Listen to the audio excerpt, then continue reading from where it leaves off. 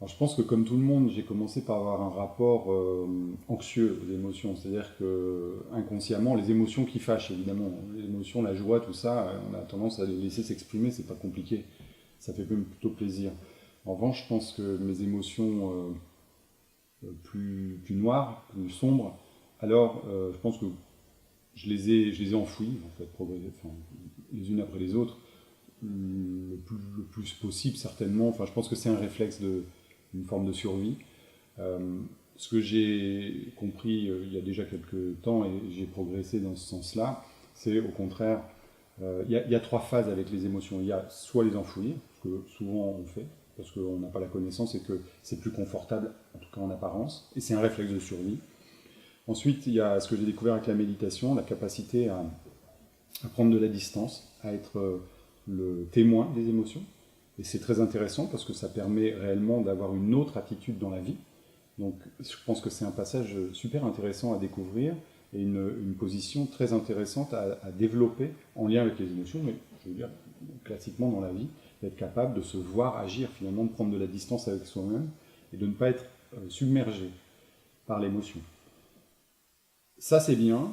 Et à un moment, dernièrement, j'ai découvert qu'il y avait une troisième possibilité, il y en a peut-être d'autres, hein, mais en tout cas j'en suis là, c'est que c'est très intéressant d'y aller avec l'émotion, de la laisser se vivre, de la laisser se développer.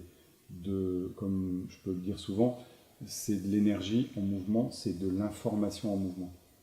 Donc, dans cette émotion, si je l'enfouis, je ne prends rien d'elle. Si je reste à distance, bah, c'est bien, c'est confortable, mais je ne prends rien non plus. Si je la laisse se développer en moi en conscience, alors je deviens cette émotion, je sais ce qu'elle me raconte. Je peux lui poser la question, je dis souvent aux gens, n'hésitez pas, quand une émotion arrive, si elle est difficile, d'essayer de la laisser se développer en étant en train de la regarder, de lui demander, de lui poser la question, mais qu'est-ce que tu viens me raconter? Dis-moi ce que tu as à me dire. Et c'est très puissant, ça. Alors les premières fois, ça fait peur, euh, mais la peur est une émotion, et c'est souvent celle-là qui bloque les gens, hein, qui nous bloque. Et c'est très intéressant de voir que la peur particulièrement, on est très impressionné, puis quand on commence à avoir l'audace d'aller la laisser se développer, et puis de la laisser plonger avec elle à l'intérieur, pouf, elle s'évapore, elle se dissout. C'est immédiat, c'est incroyable. On était là en train de grelotter et d'avoir peur intensément, de ressentir quelque chose de très profond, et puis en fait, en un quart de seconde, ça disparaît. Il n'y a plus rien. C'est comme quelque chose qui vous invite lâcher, à lâcher à l'intérieur.